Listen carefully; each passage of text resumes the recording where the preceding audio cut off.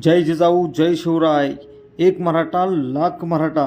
सारथीचे 750 मराठा विद्यार्थी रस्त्यावर। महाराष्ट्र शासनाने दया दाखवावी। 750 मराठा मुलं अखंड महाराष्ट्रातून आहेत। दूर दूर 300-400 किलोमीटरवरून ही पोरं पुण्यात आलेले आहेत। ही शेतकऱ्यांची पोरं आहेत, ही गरिबांची पोरं आहेत, ही मोलमजुरी करणाऱ्यांची रोजगारांची मुलं आहेत। परिस्थितीमुळे ते आज सारथीसारख्या संस्थेमध्ये शिकत आहेत, आसरा घेत आहेत। नियमानुसार त्यांनी 8 महिन्याचा करार संपला असला तरी शासनानं त्यांना अजून 2-4 महिने वाढवून दिलं पाहिजेत। कारण पुण्यात राहायचं म्हटलं तर कमीत कमी 6,000 ते 7,000 रुपये एका मुलाला खर्च आहे। आता 2-3 महिन्यावरतीच परीक्षा आलेली आहे।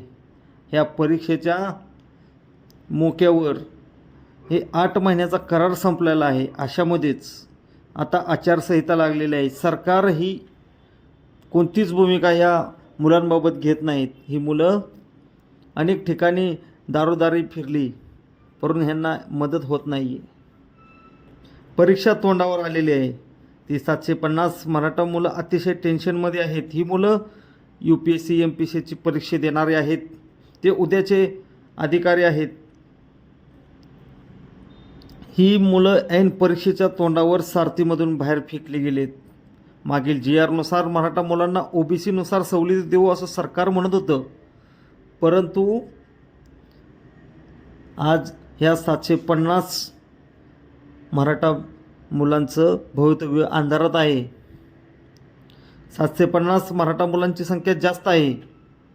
सारथीकडे व सरकारकडे बजेट आहे, करोडोचं बजेट आहे। तरीसुद्धा काल 1 तारखेला या मुलांना बाहेर काढण्यात आलं आहे। पुढील 3 ते 4 महिने मुलांनी खर्च कसा करायचा?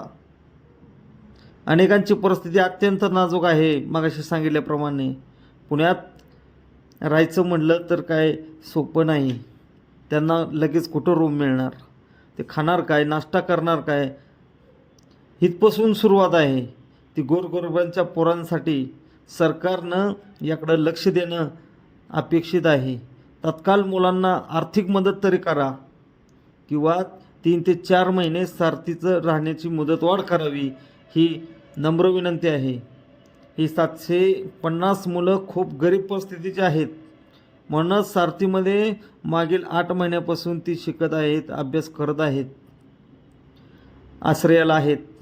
आता पुढील 3-4 महिने परीक्षेपर्यंत सरकारने जबाबदारी घेतली पाहिजे। सध्या तरी सारथीचे विद्यार्थी रस्त्यावर आहेत। सरकारने